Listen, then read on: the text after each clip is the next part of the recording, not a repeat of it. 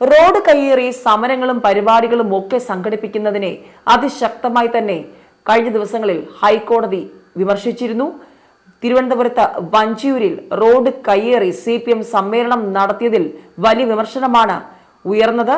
മാത്രമല്ല CPM സംസ്ഥാന secretary MV Govindan നേരിട്ട് ഹാജരാകണമെന്ന് കോടതി പറഞ്ഞിരുന്നു.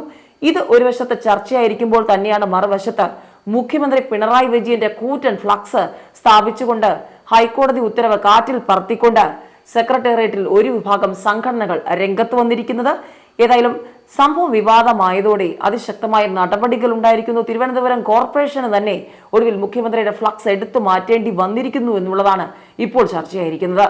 വീണ്ടും വീണ്ടും ഇത്തരം സംഭവങ്ങൾ ആവർത്തിക്കുകയാണ്, അല്ലെങ്കിൽ ആവർത്തിക്കാൻ ഇടം നൽകുകയാണ് നേതാക്കന്മാരും സംഘടനകളും എന്നുള്ളതാണ് വിമർശനത്തിന് വിധേയമായിരിക്കുന്നത്. അന്ന് CPM സംസ്ഥാന സെക്രട്ടറി MV ഗോവിന്ദന് നേരെയാണ് ചോദ്യങ്ങൾ ഉയർന്നു വന്നതെങ്കിൽ ഇപ്പോൾ മുഖ്യമന്ത്രി പിണറായി വിജയന്റെ കൂറ്റൻ ഫ്ലക്സ് സ്ഥാപിച്ചിരിക്കുന്നതാണ് ചോദ്യങ്ങൾക്കിടയാക്കിയിരിക്കുന്നത്. ഹൈക്കോടതി ഉത്തരവ് കാറ്റിൽ പറത്തി മുഖ്യമന്ത്രിയുടെ പടുകൂറ്റൻ ഫ്ലക്സ്. വീണ്ടും CPMന് ചോദ്യങ്ങൾ ഉയർന്നു വരുമെന്ന് വ്യക്തമാവുകയാണ്. ഇതാദ്യമായൊന്നുമല്ല CPMന് നേരെ അതിശക്തമായ വിമർശനം പല കോണുകളിൽ നിന്നും ഉയർന്നു വരുന്നത്. പൊതുനിരത്തുകളിൽ വഴിയടച്ച് യോഗങ്ങൾ നടത്തുന്നതും ഫ്ലക്സുകൾ വക്കുന്നതുമൊക്കെ വലിയ വിമർശനത്തിന് നേരത്തെ ഇടയാക്കിയിരുന്നു. പ്രത്യേകിച്ചും വഴിയടച്ച് അനധികൃതമായി നിരത്തുകളിൽ ഫ്ലക്സ് ബോർഡുകൾ സ്ഥാപിക്കുന്നതിനെതിരെ ഹൈക്കോടതി രൂക്ഷ വിമർശനമാണ് പോയ ദിവസങ്ങളിൽ ഉന്നയിച്ചത്. തിരുവനന്തപുരത്ത് CPMന്റെ സമ്മേളനവുമായി ബന്ധപ്പെട്ട വഞ്ചിയൂർ കോടതിക്ക് മുന്നിൽ പൊതുനിരത്ത് കയ്യേറി സ്റ്റേജ് കെട്ടി അവിടെ സമ്മേളനം നടത്തിയത് വലിയ വിമർശനങ്ങൾക്കിടയാക്കിയിരുന്നു. ഇപ്പോൾ ഇതാ വീണ്ടും സംസ്ഥാന സർക്കാരിന് പരോക്ഷമായും CPMന് പരോക്ഷമായും ചോദ്യങ്ങൾ ഉയർന്നിരിക്കുകയാണ്. ഹൈക്കോടതി വിലക്ക് കാറ്റിൽ പറത്തി മുഖ്യമന്ത്രിയുടെ ഫ്ലക്സ്. സംഭവം പോലീസിന്റെ മൂക്കിൻ തുമ്പിലാണ്. വിവാദമായതോടെ ഒടുവിൽ തിരുവനന്തപുരം കോർപ്പറേഷൻ ഇടപെട്ട ഫ്ലക്സ് എടുത്തു മാറ്റിയെന്നുള്ള റിപ്പോർട്ടുകളാണ് മാധ്യമങ്ങൾ ചർച്ചയാക്കിയിരിക്കുന്നത്. ഹൈക്കോടതിയുടെ വിലക്ക് ലംഘിച്ച് സെക്രട്ടേറിയറ്റ് പരിസരത്ത് ഫ്ലക്സ് സ്ഥാപിച്ച സംഭവമാണ് ഇപ്പോൾ ചർച്ചയായിരിക്കുന്നത്. ഒടുവിൽ തിരുവനന്തപുരം കോർപ്പറേഷൻ തന്നെ സംഭവത്തിൽ നടപടിയെടുത്തിരിക്കുന്നു. ഫ്ലക്സ് നീക്കം ചെയ്യാൻ സെക്രട്ടേറിയറ്റ് എംപ്ലോയീസ് അസോസിയേഷനോട് നിർദ്ദേശം നൽകിയിരിക്കുകയാണ്. കുറച്ചു സമയം അനുവദിക്കണമെന്ന് അസോസിയേഷൻ ആവശ്യപ്പെട്ടിരുന്നു. പിന്നാലെ ഫ്ലക്സ് മാറ്റുകയായിരുന്നു. മുഖ്യമന്ത്രിയുടെ ചിത്രമുള്ള പടുകൂറ്റൻ ഫ്ലക്സ് ബോർഡാണ് കന്റോൺമെന്റ് പോലീസ് സ്റ്റേഷന് മുന്നിൽ സെക്രട്ടേറിയറ്റ് എംപ്ലോയീസ് അസോസിയേഷൻ സ്ഥാപിച്ചത്. അതും വിലക്ക് ലംഘിച്ചു സ്ഥാപിച്ചു എന്ന് പറയേണ്ടി വരും.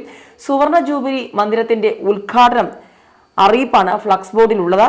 സംഭവം വാർത്തയായതോടെ കോർപ്പറേഷൻ അരങ്ങി. പോലീസിന്റെ മൂക്കിൻ തുമ്പിൽ നടന്ന സംഭവം പോലീസ് കണ്ടില്ല. പക്ഷേ പരാതികളും ചർച്ചകളും വാർത്തകളും സജീവമായതോടെ ഒടുവിൽ തിരുവനന്തപുരം കോർപ്പറേഷൻ തന്നെ രംഗത്ത് വന്ന് ഫ്ലക്സ് എടുത്തു മാറ്റേണ്ടി വന്നു. ഇത്രയും വലിയ ഫ്ലക്സ് പൊക്കിയത് പോലീസ് അറിഞ്ഞില്ല എന്നതും ശ്രദ്ധേയമാണെന്നത് ചർച്ചയാക്കിക്കൊണ്ട് മാധ്യമങ്ങളും രംഗത്ത് വന്നിരിക്കുകയാണ്. വഴിയടച്ച് അനധികൃതമായി നിരത്തുകളിൽ ഫ്ലക്സ് ബോർഡുകൾ സ്ഥാപിക്കുന്നതിനെതിരെ ഹൈക്കോടതി നേരത്തെ രൂക്ഷ വിമർശനം ഉന്നയിച്ചിരുന്നു. ഈ വിഷയത്തിൽ പഞ്ചായത്തുകളോട് അതിശക്തമായ നടപടി സ്വീകരിക്കാനും കോടതി ആവശ്യപ്പെട്ടിരുന്നു. ഏതായാലും ഇത് ഇപ്പോൾ വിവാദമായതോടെ തിരുവനന്തപുരം കോർപ്പറേഷൻ സമയത്ത് അതിശക്തമായ നടപടി സ്വീകരിച്ചതോടെ തൽക്കാലം ഈ വിഷയത്തിൽ ചർച്ചകൾ അവസാനിച്ചെങ്കിലും വരും ദിവസങ്ങളിലും ഈ വിഷയത്തിൽ അതിശക്തമായ പ്രതികരണങ്ങൾ സമൂഹത്തിൽ നിന്നും ഉണ്ടാകുമെന്ന് വ്യക്തമാണ്. കാരണം ഈ രാഷ്ട്രീയ നേതാക്കന്മാരുടെ ഫ്ലക്സുകൾ, രാഷ്ട്രീയ പാർട്ടികളുടെ കൊടിതോരണങ്ങൾ, ബോർഡുകൾ ഇതൊക്കെ വഴിയരികിൽ നിൽക്കുമ്പോൾ അത് പൊതുനിരത്തിൽ ഗതാഗതത്തിന് തടസ്സമാകുന്നുണ്ട് എന്നുള്ള വിമർശനം മുൻപ് തന്നെ ഉയർന്നു വന്നതാണ്.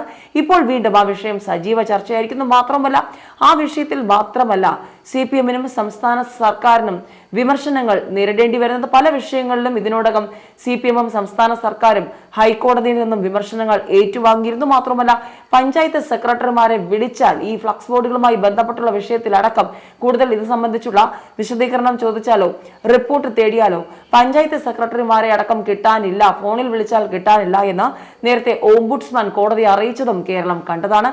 മാത്രമല്ല CPMനെ സംബന്ധിച്ച് ഈ ഒരു സമ്മേളന കാലയളവിൽ തിരുവനന്തപുരത്ത് വഞ്ചിയൂരിൽ കേട്ട വലിയ വിമർശനം, പ്രത്യേകിച്ചും CPMന്റെ സംസ്ഥാന സെക്രട്ടറി MV ഗോവിന്ദൻ നേരിട്ട് ഹാജരാകണം വഞ്ചിയൂർ വിഷയത്തിൽ എന്നുള്ളത് കോടതി ആവശ്യപ്പെട്ടിരുന്നു. അതും സജീവ ചർച്ചയായതാണ് കേരളത്തിൽ. ഇതിനിടയിലാണ് വീണ്ടും മുഖ്യമന്ത്രിയുടെ ഫ്ലക്സ്. മാതൃകയാകേണ്ടവർ തന്നെ മാതൃക ഇങ്ങനെ കാണിച്ചാൽ അത് എങ്ങനെ ശരിയാകുമെന്നാണ് കേരളത്തിലെ പൊതുസമൂഹം ചോദിക്കുന്നത്. നടുറോഡിലെ CPM ഏരിയ സമ്മേളനത്തിൽ MV ഗോവിന്ദൻ ഉൾപ്പെടെയുള്ള നേതാക്കൾ ഹാജരാകണമെന്ന് പോയ ദിവസങ്ങളിലാണ് ഹൈക്കോടതി അതിശക്തമായി തന്നെ ആവശ്യപ്പെട്ടത്. ഉത്തരവ് വഞ്ചൂർ സംഭവവുമായി ബന്ധപ്പെട്ടുള്ള കോടതിയലക്ഷ്യ കേസിലാണ് ഉണ്ടായത്. MV ഗോവിന്ദനൊപ്പം മുൻ മന്ത്രി, മുൻ MP, MLA എന്നിവരും ഹാജരാകണമെന്നും കോടതി നിർദ്ദേശിച്ചിരുന്നു. റോഡ് കെട്ടിയടച്ച് CPM വഞ്ചൂർ ഏരിയ സമ്മേളനം നടത്തിയ സംഭവം വലിയ വിമർശനങ്ങൾക്കിടയാക്കിയിരുന്നു.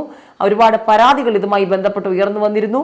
പ്രത്യേകിച്ചും MV ഗോവിന്ദൻ ഉൾപ്പെടെയുള്ള നേതാക്കൾ നേരിട്ട് ഹാജരാകണമെന്ന നിലപാട് പറഞ്ഞപ്പോൾ നിയമപരമായി ആലോചിച്ച് മുന്നോട്ട് പോകുമെന്നാണ് MV ഗോവിന്ദൻ ഈ വിഷയത്തിൽ അന്ന് മറുപടി നൽകിയത്. ഏതായാലും വഞ്ചൂരിൽ റോഡ് കെട്ടിയടച്ചുള്ള CPM ഏരിയ സമ്മേളനത്തിന്റെ പേരിലെടുത്ത കോടതിയലക്ഷ്യ കേസിലാണ് സംസ്ഥാന സെക്രട്ടറി MV ഗോവിന്ദനും മുൻ മന്ത്രി M വിജയകുമാറും MLA മാരായ V ജോയ്, കടകംപള്ളി സുരേന്ദ്രൻ, VK പ്രശാന്ത്, മുൻ MP A സമ്പത്ത് എന്നിവർ ഉൾപ്പെടെയുള്ളവർ നേരിട്ട് ഹാജരാകണമെന്ന് ഹൈക്കോടതി ഡിവിഷൻ ബെഞ്ചിന്റെ ഉത്തരവുണ്ടായത്. ഇപ്പോൾ വീണ്ടും മുഖ്യമന്ത്രി പിണറായി വിജയന്റെ ഫ്ലക്സ് തന്നെ സ്ഥാപിച്ചുകൊണ്ട് വീണ്ടും ആ സംഭവം ആവർത്തിക്കാനുള്ള നീക്കങ്ങളാണോ സെക്രട്ടേറിയറ്റിലെ ചില സംഘടനകൾ നടത്തുന്നത് എന്ന ചോദ്യമാണ്, വിമർശനമാണ് മാധ്യമങ്ങളും ഇപ്പോൾ ഉന്നയിച്ചിരിക്കുന്നത്. നേതാക്കൾ ഹാജരാകുന്ന കാര്യത്തിൽ ഒരു വിട്ടുവീഴ്ചയും ഇല്ല എന്ന് ഹൈക്കോടതി അതിശക്തമായി തന്നെ വ്യക്തമാക്കിയിരുന്നു. ഇത്തരം വിഷയങ്ങൾ ലഘുവായി എടുക്കാൻ സാധിക്കില്ല.